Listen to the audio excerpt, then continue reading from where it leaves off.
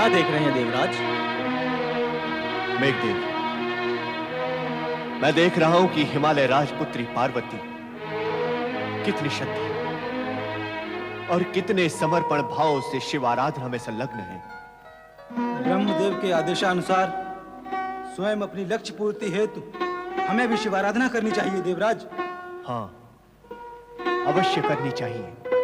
जय हो देवराज इंद्र की जय हो। कामदेव, कामदेव, तुम यहां? यह सुनकर मैं तो चौंक ही पड़ा था कि पराजित इंद्र की जय बोलने वाला कौन आ गया। क्षमा करें देवराज, परंतु जय विजय की स्थिति सदा एक सी तो रहती नहीं। कभी ये इस पर तो कभी वो उस पर। विधाता ही जानता है कामदेव कि ये जय और पराजय का क्रम कब समाप्त होगा। आप मुझे आज्ञा करें देवराज, मैं आपकी क्या सेवा कर सकता हूं?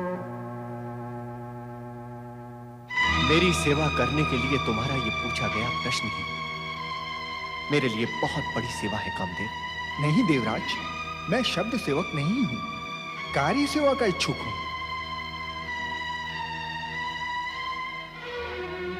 प्रतिपति, यदि तुम मेरी सहायता करने के लिए इतना ही कटिबद्ध हो तो मेरे लिए एक कार्य करो।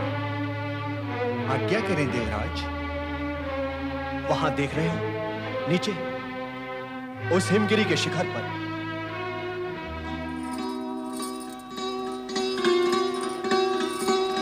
हाँ, कोई कन्या किसी योगी के समीप खड़ी होकर पूजा अर्चना कर रही है। कामदेव, वो कन्या हिमालय राज की पुत्री पार्वती है और वो योगी कोई और नहीं, स्वयं कैलाशपति देवाधिदेव शिव शंकर है।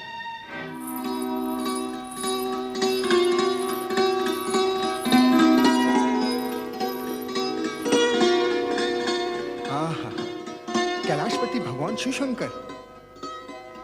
ओम नमः शिवाय। शिव पर बड़ी आस्था है तुम्हारी। जिनकी शिव पर आस्था नहीं है उन पर मेरी आस्था नहीं है देवराज। तो उनके हित में जिनकी शिव पर आस्था है ये कार्य करो। पार्वती की निष्ठापूर्वक पूजा का ध्यान में लीन शिव शंकर कोई उत्तर नहीं दे रहे।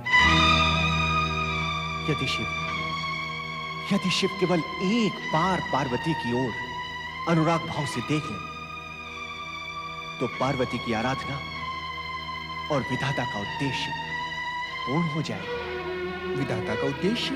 हाँ कामदेव, शिव के प्रसन्न होने पर ही उनका विवाह पार्वती से संभव होगा। शिवपुत्र द्वारा ही उस तारकासुर का वध होगा जो हम देवताओं से स्वर्ग का अधिकार छीनकर हम पर अत्याचार कर रहा है और जिसके कारण हमारी ये दुर्दशा है।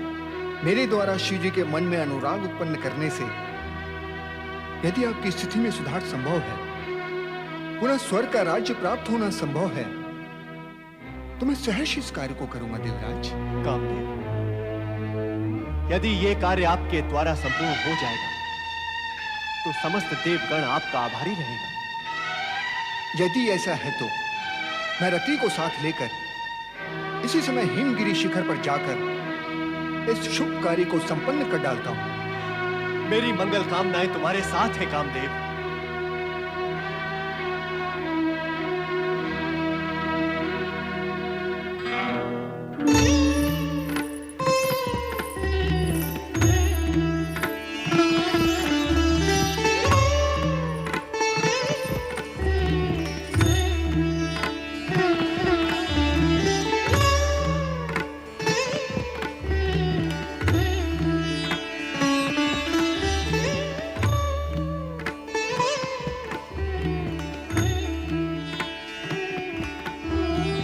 देवाधिदेव भोलेनाथ शिव शंकर, मेरी पुकार सुनो प्रभु।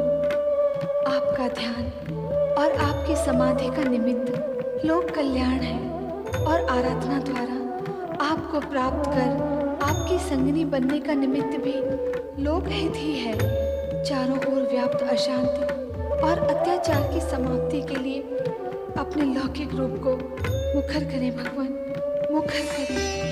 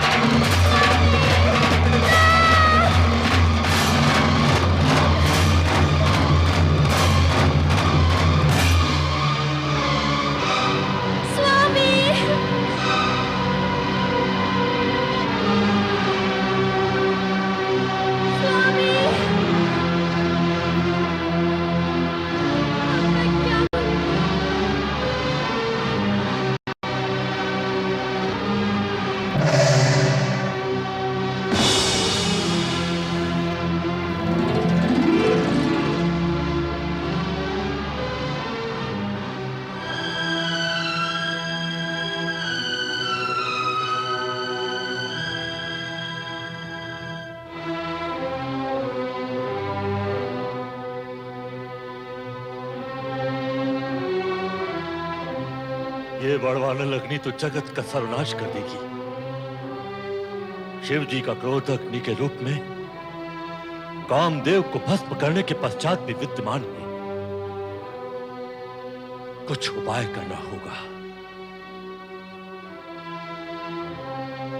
ओम नमः शिवाय।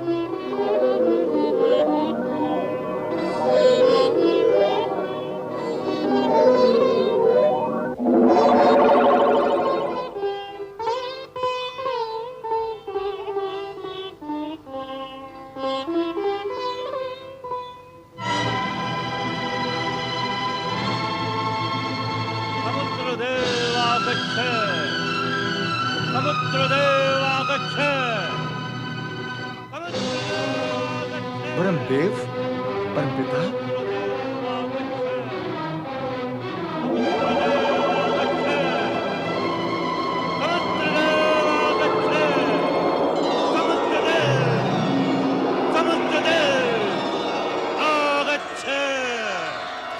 परम पिता परमदेव, समुद्र का नमन स्वीकार करें और आज्ञा करें मैं किस प्रकार से आपकी सेवा कर सकता हूं।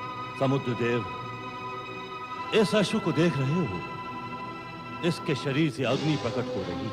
देख रहा हूं परम पिता, पर ये अश्व और ये अग्नि यहाँ आपके साथ कैसे आई? समुद्र देव, ये भगवान शिव की क्रोधाग्नि है जो कामदेव को भस्म करने के पश्चात भी विद्यमान है। यदि इस अग्नि का शमन नहीं किया गया तो तीनों लोक तक इस अग्नि की तपन जा पहुंचेगी।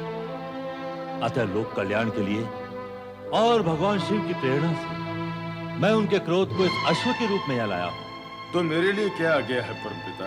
समुद्र देव, तुम्हारे भीतर अनंत जल राशि है। इस बड़वानल अग्नि को शांत करने अथवा सहने की क्षमता तुम में है। यह अग्नि तुम्हारा जल पान करके तुष्ट होती रहेगी, किंतु तुम्हारी अनंत जल राशि अनंत होने के कारण कभी समाप्त नहीं होगी। इस प्रकार इस अग्नि से जगत की रक्षा हो जाएगी। भगवान शिव की इच्छा और आपके आदेश की पूर्ति करना मेरा परम सौभाग्य होगा परम पिता।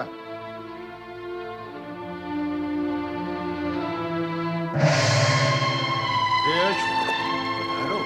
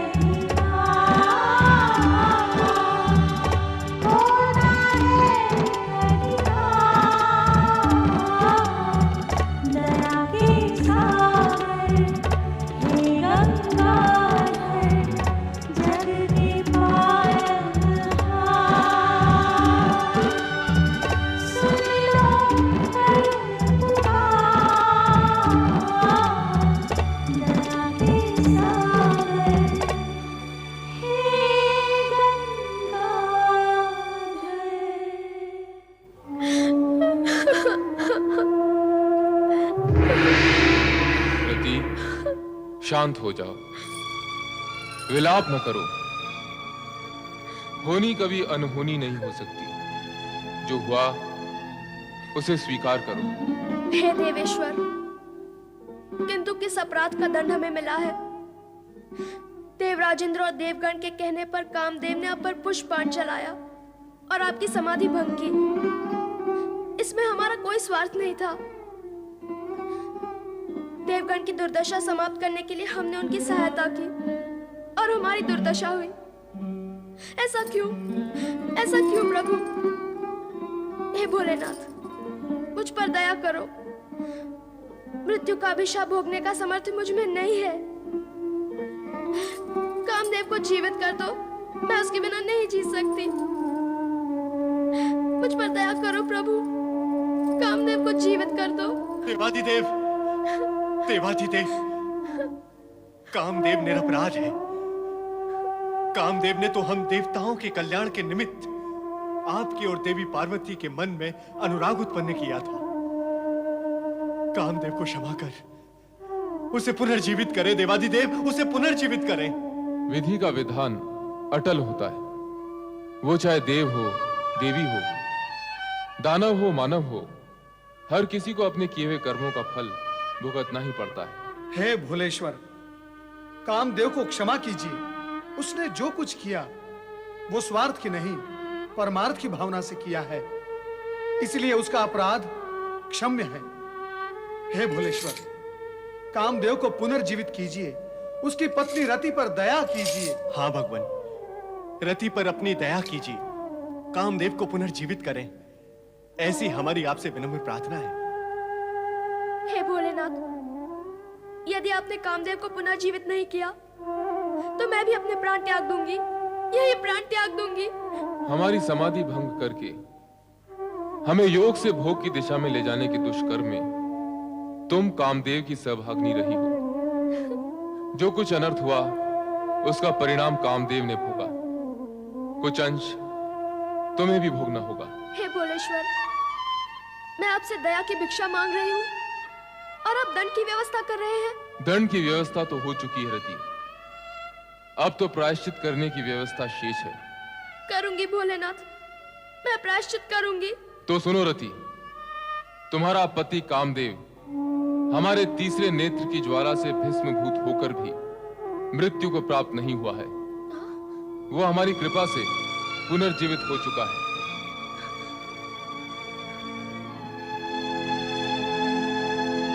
वो लौकिक नेत्रों से दिखाई नहीं देगा, वो जीवित होते हुए भी अंग रूप में देखा नहीं जा सकेगा। वो अनंग हो चुका है। मन्मथ, अब वो सशरीरी नहीं, अशरीरी हो चुका है। अब वो अनंग और मनोज के नाम से जाना जाएगा। क्या होगा अशरीरी पति को प्राप्त करके भगवान? प्रायश्चित होगा रति। मैं प्रायश्चित करूंगी, परंतु इसे इतना कठोर न बनाइए। प्रायश्चित की व्यवस्था दुष्कर्म करने वाले की इच्छा से नहीं होती रति। जिसके प्रति दुष्कर्म हुआ है उसकी इच्छा के अनुसार होती है। मैं आपके इच्छा अनुसार ही कर्म करूंगी भगवान, किंतु मैं ये भी जानती हूँ कि आप सर्वशक्तिमान हैं, पूर्ण समर्थ हैं। यदि आप कृपा और करुणा करके मेरा और मेरे पति का अपराध क्षमा कर दें, तो मुझे मेरा पति पूर्ण शरीर रूप में प्राप्त हो जाएगा। अवश्य हो जाएगा, किंतु अभी नहीं। फिर कब प्रभु? तुम्हें द्वापर युग तक प्रतीक्षा करनी होगी। द्वापर युग तक? हाँ, द्वापर में कामदेव भगवान श्री कृष्ण के पुत्र प्रद्युम्न के रूप में जन्म लेगा और वो तुम्हें पति रूप में प्राप्त होगा।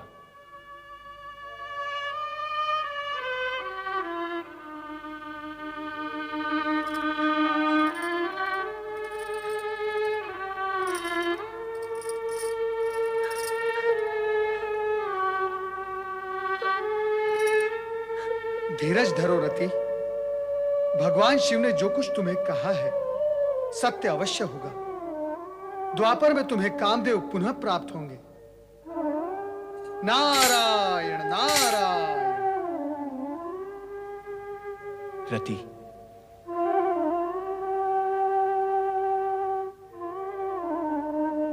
रति, सत्य तो यह है कि मैं तुम्हारा अपराधी हूं। कामदेव मेरी सहायता के लिए ही प्रयत्नशील थे और उनकी ये गति हुई। देवराज, आपकी दुर्गति देखकर स्वामी स्वयं आपकी सहायता के लिए आए थे। इसमें आपका क्या दोष? कौन जानता था कि यह परिणाम होगा? विधि के लेख को जान भी कौन सकता है?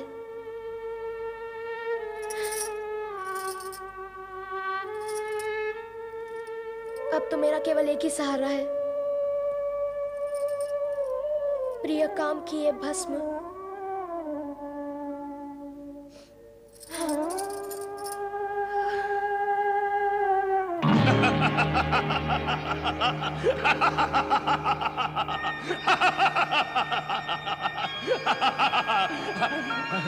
भस्म हो गया। और क्या होना था? यही होना था। आर का सुर से टकराएगा कामदेव तो यही होगा, यही। तू समझता था कि अपने पुष्पबाण से तू शिव विवाह का चक्र चलाएगा, शिवपुत्र उत्पन्न होगा जो मेरा वध करेगा और मैं मारा जाऊंगा।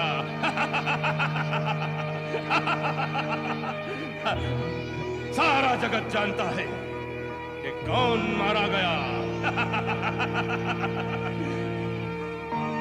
अब शिवपुत्र उत्पन्न होने का प्रश्न ही नहीं उठता और ब्रह्मा के वरदान अनुसार अब मैं अमर हूं, मुझे कोई नहीं मार सकता, कोई नहीं। सेनापति, क्या कोई मुझे मार सकता है? नहीं महाबली, जिसको मरना होगा वही आपको मारने की बात सोचेगा। तो हो जाए इस प्रसन्नता के अवसर पर कुछ आनंद, कुछ रंग, कुछ तरंग। आज्ञा करें महाबली। तो जाओ, ले आओ इंद्र की बंदी अप्सराओं को, जो कामदेव के मरण पर आंसू बहा रही है। कहो उन्हें कि हमारे सामने नृत्य करें। जाओ। जो आज्ञा महाबली। मदिरा।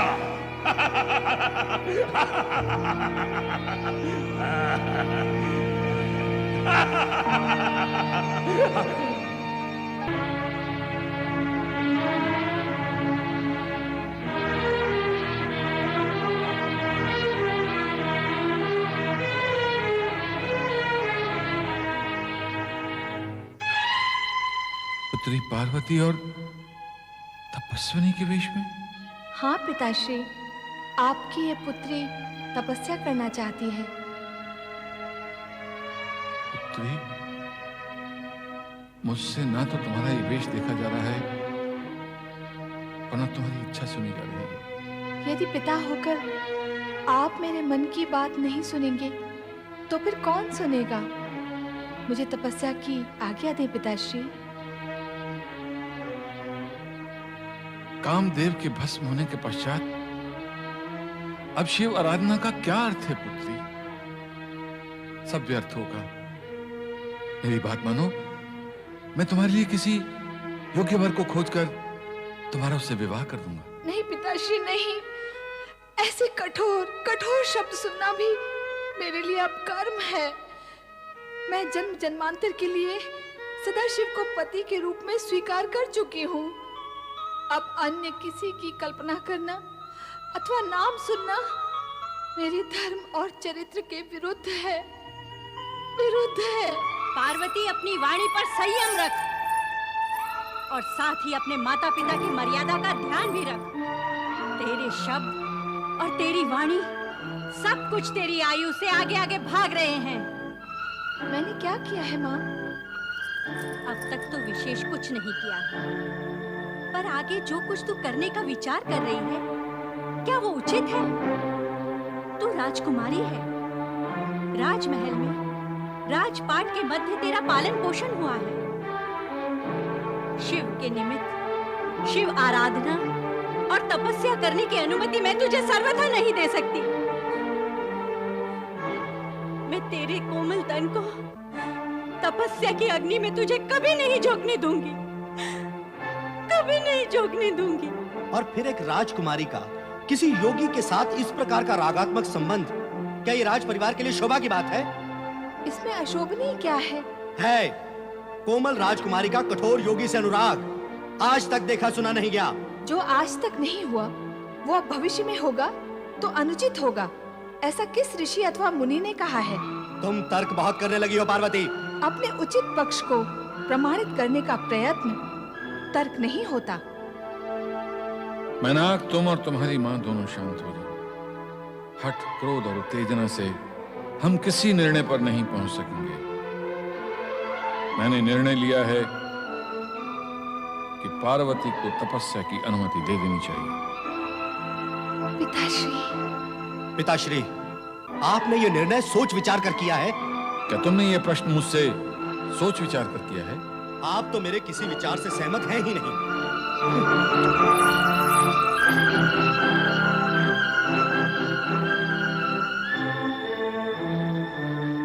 अब मुझे आज्ञा दे पिताश्री। नहीं पुत्री, मैं तुम्हें अकेले जाने की आज्ञा नहीं दूंगा। जया और विजया भी तुम्हारे साथ जाएंगे।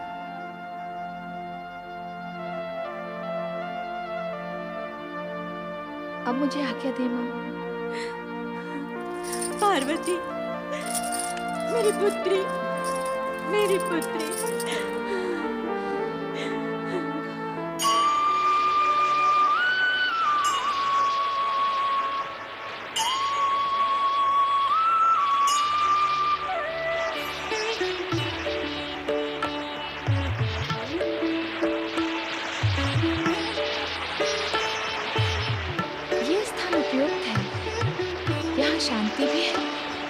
एकांत में। हाँ, ये स्थान रमणीय है। ऐसे स्थान पर एकाग्र होकर तप कर सकते हैं। मैं यहीं बैठकर तपस्या करूंगी। यहाँ तपस्या करोगी? अकेली? इस घोर सुनसान में? यहाँ इस प्राणी शून्य स्थान में क्या तुम्हें भय नहीं लगेगा? कैसा भय? किसका भय? विधाता रक्षक है। नहीं पार्वती, हम तुम्हें यहाँ अकेला छोड़कर नहीं जा सकते। महाराज और महारानी को क्या उत्तर देंगे? इसका दिया हुआ उत्तर ही वहाँ भी दे देंगे। किंतु क्यों दे और क्यों जाए इसे अकेला छोड़कर? देखो, तुम्हारा ये हट उचित नहीं है। और तुम्हारे सारे हट उचित है?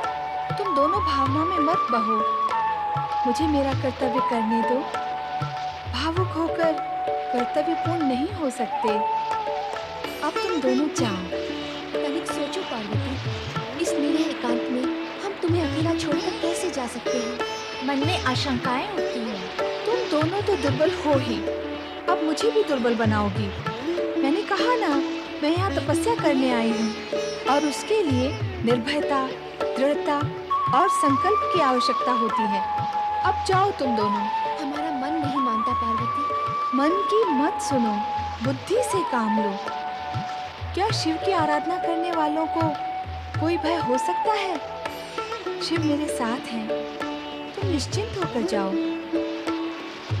जैसी तुम्हारी इच्छा, किंतु समय समय पर हम तुम्हारी जानकारी लेते रहेंगे।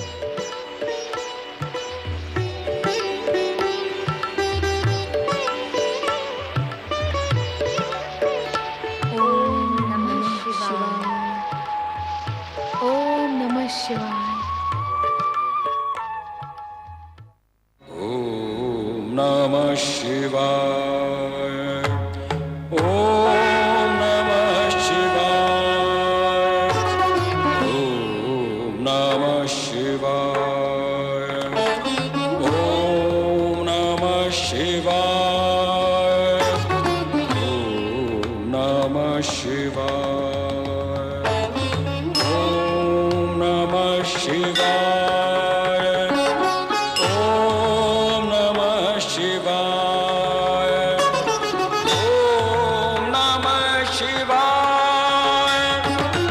ओम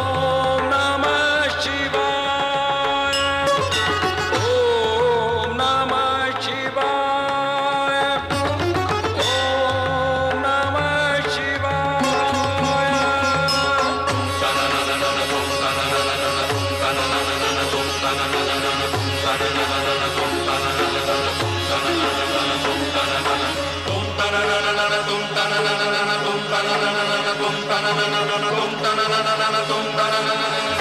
शिवाय।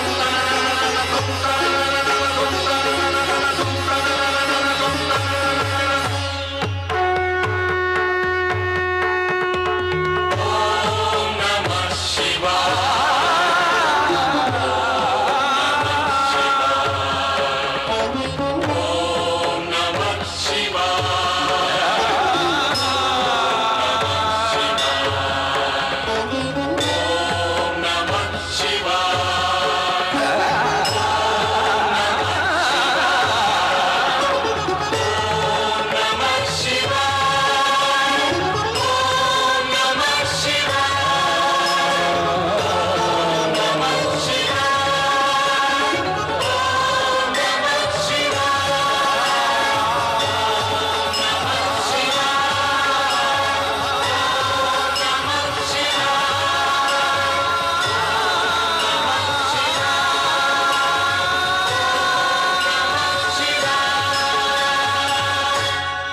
ओम नमः शिवाय। ओम नमः